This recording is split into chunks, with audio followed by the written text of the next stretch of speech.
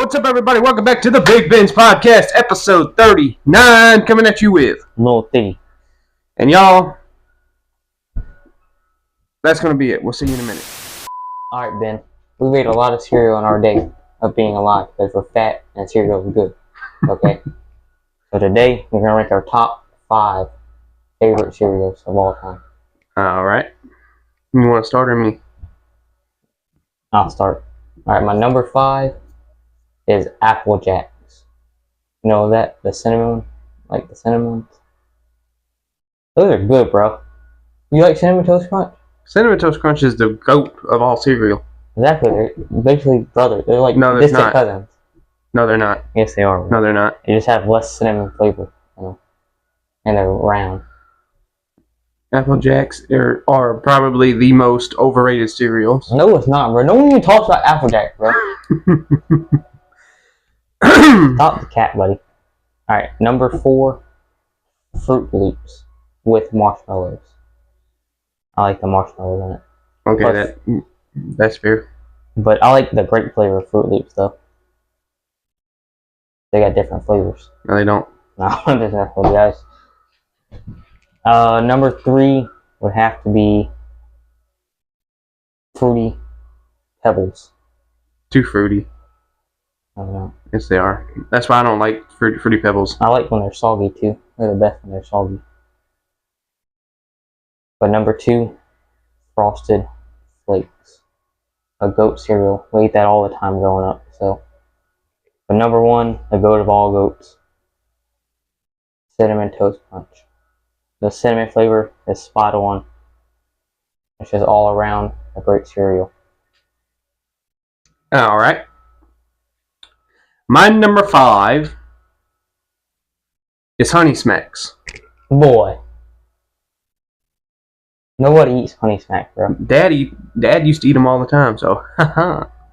But Honey Smacks are very good, but they're very, very, very, very sweet. So unless you want cavities while eating breakfast, I don't recommend eating this one all the time.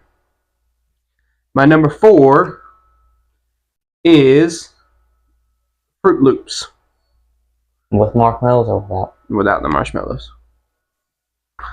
Fruit Loops are one of the most OG cereals. It's one of the most classic cereals that's been around for a long time. And it just is a very good cereal. My number 3 is going to be Captain Crunch. What kind? The original. So with the berries and the, like, well, Captain Crunch is one of the most underrated cereals out there, in my opinion. All berry is pretty legendary too, though. One of the best cereals in the game. Number 2 is Cinnamon Toast Crunch. Now, some of y'all may say, yes, I know I said it's one of the GOAT of all cereals, because it is, but my number 1 is the GOAT, is the greatest cereal of all time. So my number 1 is Cocoa Pebbles.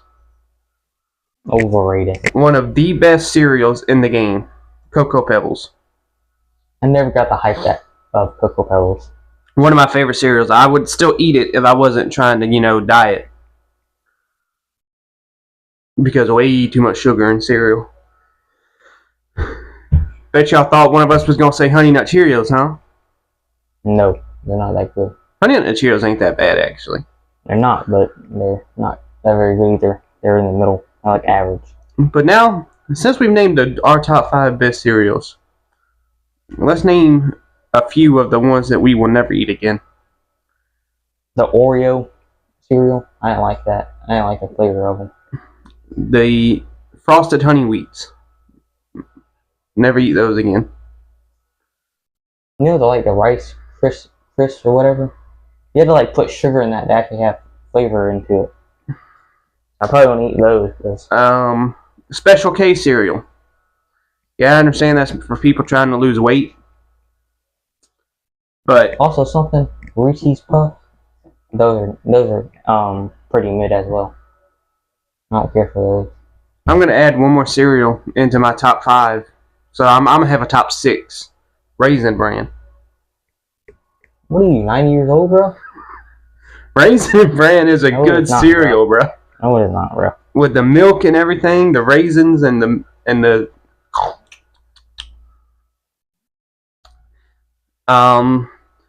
another cereal that I didn't really care for was one of Atlanta's, which was Apple Jacks. The apple and cinnamon just don't go together.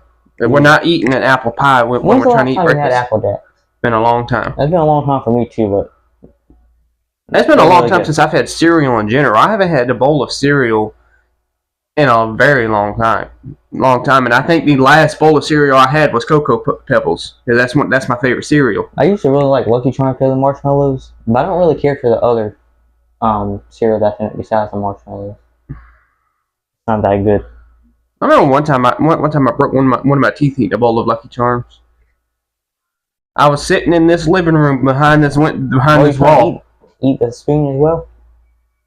And I think I was watching SpongeBob or either Scooby-Doo. And it was a Saturday morning. We had just got back from yard sailing.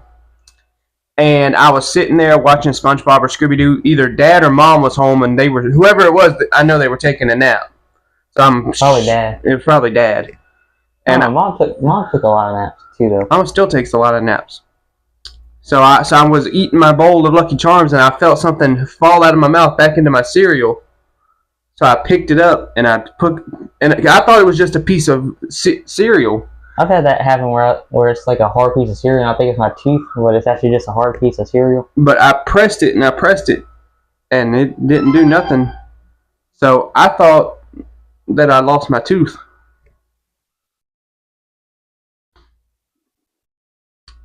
But yes, so that was our top 5 best cereals, and some of the cereals we will never, ever, ever eat again. And y'all, go on into the next topic. I re-downloaded Spider-Man Miles Morales, okay? And I replayed the game. It took me one afternoon to beat that game. The game itself is only like 6 hours long. And if you play it nonstop, you'll have it done in 5. But it got me thinking as I was swinging through New York. They have a lot of buildings in New York. A lot of houses, a lot of apartments. How does the mailing system not get messed up all the time in New York? I mean, I imagine it probably does. But if you have a routine of going to places, you'll eventually remember it. Because think of all the addresses there is in New York City. You've got building beside building beside building beside building. I could not be a mailman or a mailwoman in New York City because I'd get very, very confused. Yeah, the first few times, but when you finally get the routine going, you'll know where everything's at. But I just don't know. That probably happens here. If people don't know where the address is, I don't think it really matters about how big and small it is. Yeah, but New York is like 10 times bigger than where we live. Yeah, but you're still gonna get lost. Unless you've lived here your whole life and you know where. And imagine being a mailman in New York City and have to drive through all that traffic to go to where you need to go. I think that's why a lot of mailmen walk in New York. So they don't have to be in the traffic all day and they can just walk amongst the people. But since we were talking about Spider-Man Miles Morales and New York City, is Miles Morales better than the OG Spider-Man? You're talking about the movies, right? No, the game. The game? I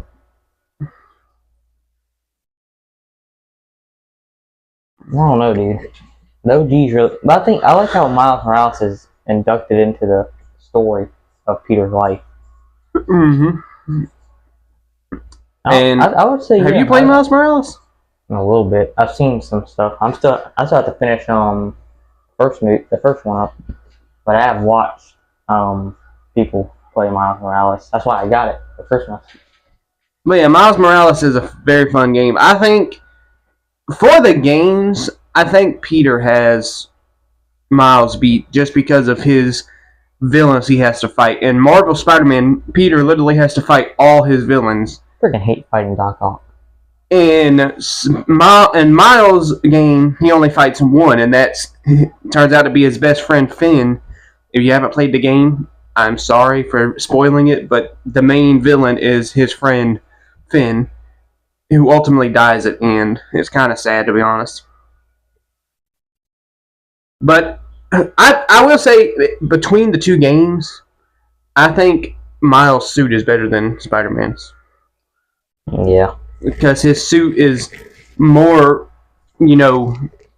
put together and more detailed than Peter's is. But I don't even use Miles' suit. I mean, I do, but it's another one you can lock in the game that's white with black and red. I use that one a lot because that's my favorite one. The one I use in the original Spider-Man game is the Tobey Maguire Peter Parker. Sam Raimi. I've been wanting to download my Peter's version on my PlayStation. While we're on the topic, we should rank the live action, the suits from the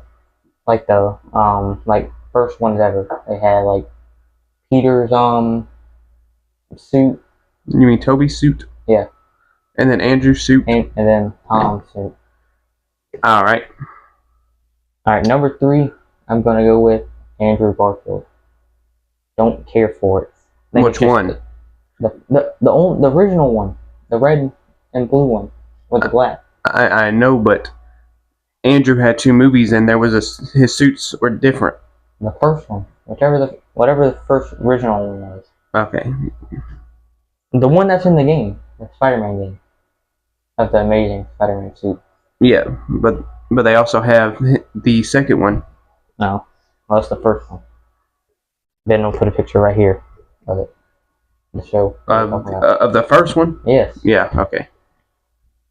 I think it's just way too much going on. And then, number 2, Tom Holland. Simple suit, but nothing crazy about it. Tom Holland is an overrated Spider-Man. No, he's not, bro. He is a very overrated Spider-Man. No, because you're just hit by the nostalgia fact of Tobey and Andrew. Have you ever watched Tom Holland movies? I've seen Homecoming. I've seen Homecoming, Far From Home. I haven't seen No Way Home yet. I need to watch No Way Home. But it's going to be good because the OG Spider-Man's in it. But Tom Holland's a good Spider-Man. He's overrated. No, he's not. His movies aren't even that good. Andrew Garfield's overrated. And his movies. This new movie he was really good in, but neither of the Amazing Spider-Man are good. Yes, they are. No, they're not. The first one is very good. No, it's not. I will agree with you on your third. I didn't really care for the Spider-Man suit in the Amazing Spider-Man, the first one, because it just wasn't Spider-Man. The design for that suit just wasn't Spider-Man. But they redeemed himself in the second movie and gave him another Spider-Man suit. But have you seen the Amazing Spider-Man all the way through? That is a good movie. Another thing I don't think I like about Tom Holland's Spider-Man movies is they focus too much on the Avengers side of the things. He's in the Avengers. He's in the MCU. But Andrew Garfield and Tobey's, they don't have nothing to do with the Avengers. They're not in the MCU universe with the Avengers. They're in a whole different universe. That's when they come to. So I think if Tom had his own Spider-Man movie, like Homecoming was a good Spider-Man because they didn't talk about the Avengers in that movie. They had Iron Man in it. It was just Tom being Tom. It was just Peter being Peter and being Spider-Man. Anyway, go ahead and finish. And then number 1. Why are you holding that like that? Because I think it's like a microphone. Number 1 is Tobey Maguire Spider-Man. It's the OG, and it's just so beautiful. And Tobey Maguire is the best Spider-Man of all time. Best Peter Parker of all time. Alright, my number 3, of course, is going to be Tom Holland. Y'all can have y'all's opinions, but I think Tom Holland is a very overrated Spider-Man. He just is. What makes him overrated? People think he's the greatest Spider-Man of all time. Bro. No one has said that. People think that he is the best Peter, and No. Now, yes, I will say when it comes to the description of Peter Parker, in the comic books, Peter is a teenager who was bitten by a radioactive spider and became a superhero. Tom Holland matches that description. But just like Aunt May, why is Aunt May so young in his universe? No, because why is Aunt May so old and Tobey? Because That was like his grandmother. That's because he was 6 years old when he started living with Aunt May and them. Exactly. So by the time he's in his teen, like 16, 17, 18, they're going to be older. They wouldn't be like in their 70s. They'd be in like their 40s or 50s, like how Keke is. They'd still be in the older.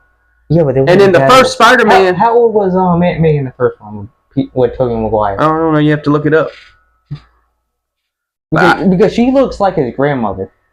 But I think when I first ever watched it, I thought that was his grandmother, not his aunt. I think Aunt May should be older, have a little gray, but no, Peter's or Tom Holland's Aunt May didn't. And why was his Aunt May Mexican? She ain't Mexican. Then what is she? She ain't white. She's mixed, but she ain't Mexican. Another thing is, where's Uncle Ben in Tom Holland's universe? They don't have him. Exactly. That don't make him. How does that make Tom Holland overrated? Because they just skipped through all the backstory of Spider-Man in Tom Holland's universe.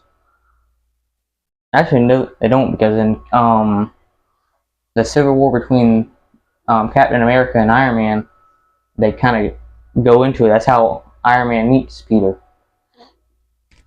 Anyway, I just think Tom Holland's overrated. His Aunt May is terrible. He's overrated because he don't have an uncle, bro. And his Aunt May is terrible. But number 2 is going to be Andrew Garfield. Andrew Garfield's Spider-Man I thought was pretty good.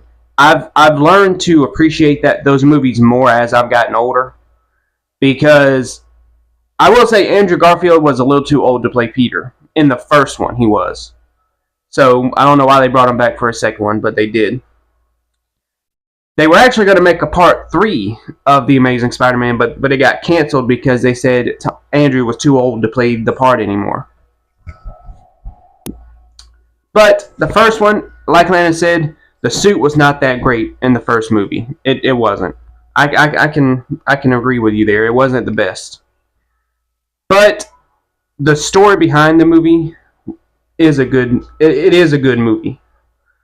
Because, Peter slowly starts to learn about why his parents had to, dip like they did. That's another thing that I like about Andrew's universe more than Tobey's and Tom's, is it goes further into detail of what happened to Peter's parents. In the first one, his parents are in Tobey's universe, they're just gone, and he lives with his aunt and uncle. That's pretty much the gist of it. Same thing with Tom Holland. His parents are just bam, gone, and he's just living with his aunt because apparently his uncle never existed. But that's what I like about Andrew Garfield's Spider-Man, is they go deeper into detail about what happened to his parents, why they had to leave the way they did, and where they went. And Peter finds out why they had to leave, because his father was working on something at Oscorp that would have turned bad if he kept working on it. That's why he had to dip. I still don't like the movie. And the second movie, The Amazing Spider-Man 2 could have been better. It was terrible in there. But it wasn't a terrible, terrible movie. Yes, it was. I mean, you got to fight... Nobody likes The Amazing Spider-Man 2. I do. Nobody does. He got to fight Harry as the Green Goblin in that movie. He got to fight Mr. Electro, or whatever you want to call him.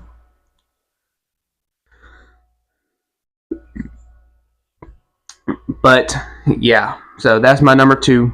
And number 1 is Tobey Maguire. Will always be the greatest Spider-Man of all time.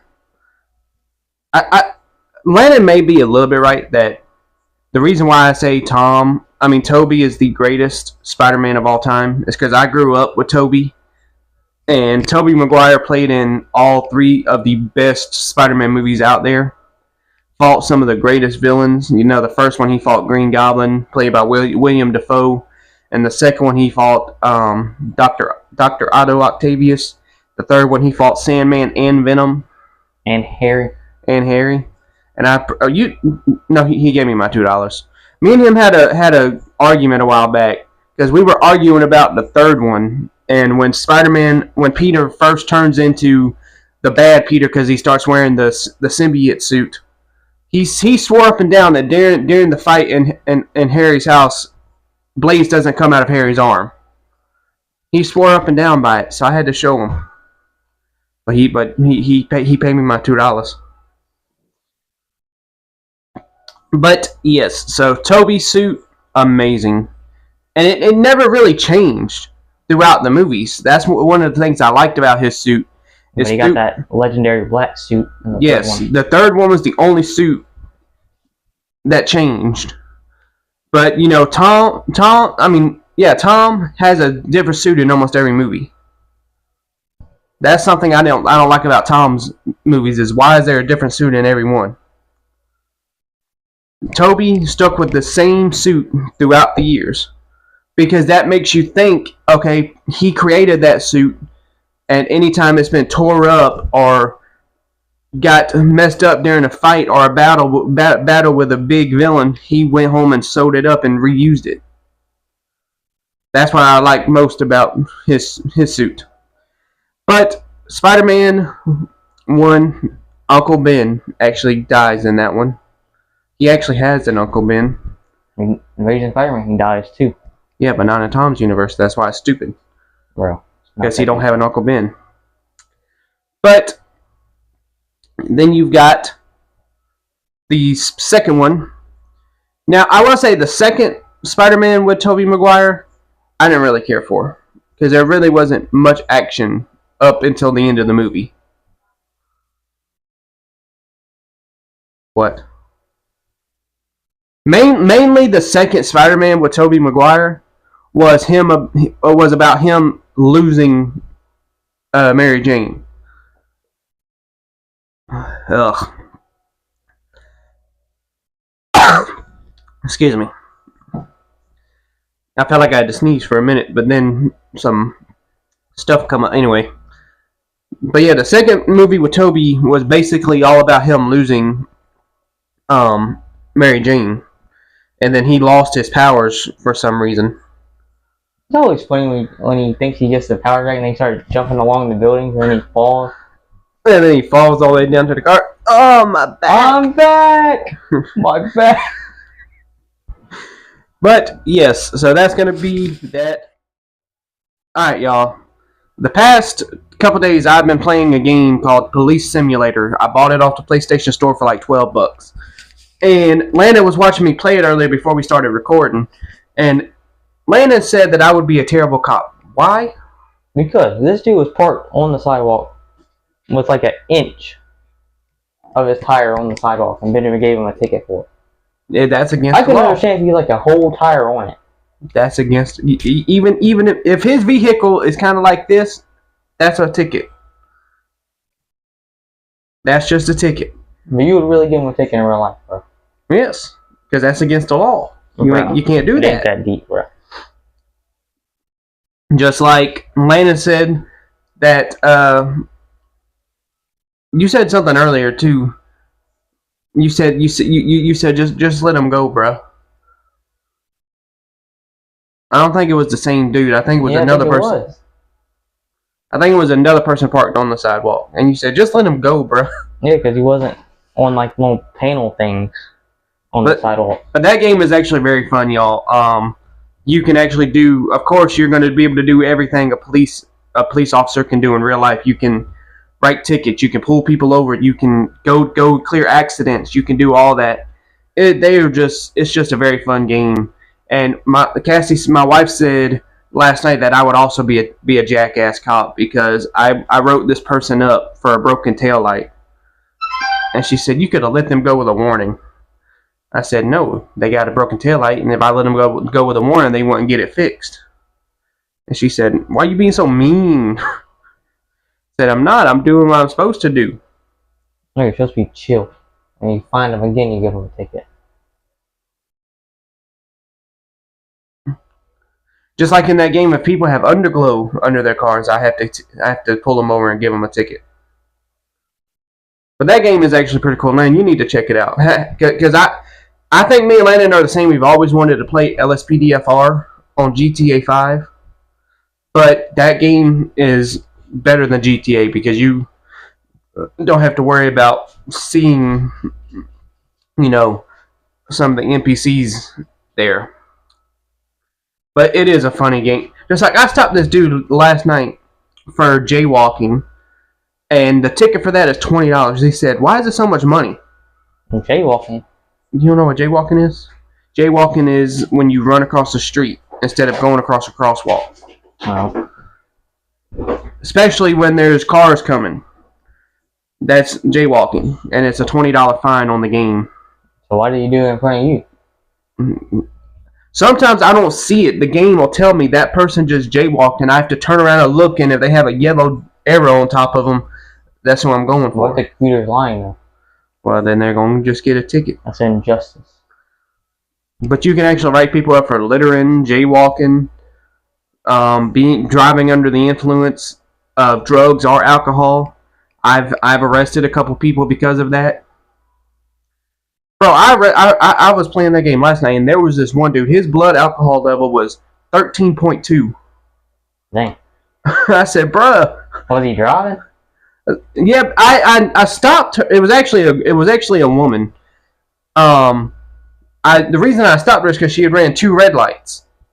So I stopped her. You had that much alcohol, bro. You're sporting. I already know you just running red light. So I stopped her, and as soon as I got to the window and I asked her for an ID, it'll tell you on top, like, I smell alcohol or this person seems really nervous. So I ordered her to step out of the car, and I took her blood alcohol level, and of course she was drinking. So I arrested her for a DUI. I checked her car, and she had some marijuana in her vehicle also, so I had to get her for that. And then I towed her car. But y'all, we are about to get out of here, but we have not done the NASCAR Loser Dare in the past couple weeks because we have not been uploading like we should. But next week it is coming back, and I have no idea where they're racing this weekend. Landon, will you please look it up? Because I have no idea where they're racing. Oh, I do have one cool thing about NASCAR. In 2026, they are going to be racing a road course inside of a military base. That's going to be cool. That's the Indy 400. They're going to Indianapolis. So let me see. Indianapolis. I'm going to go Kyle Larson as my pick.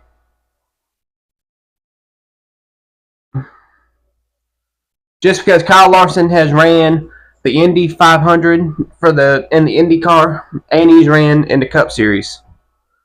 So I think Kyle Larson may have a good opportunity and a good chance to win this weekend.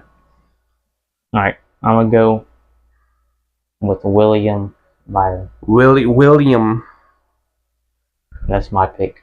The Indy 400. Okay.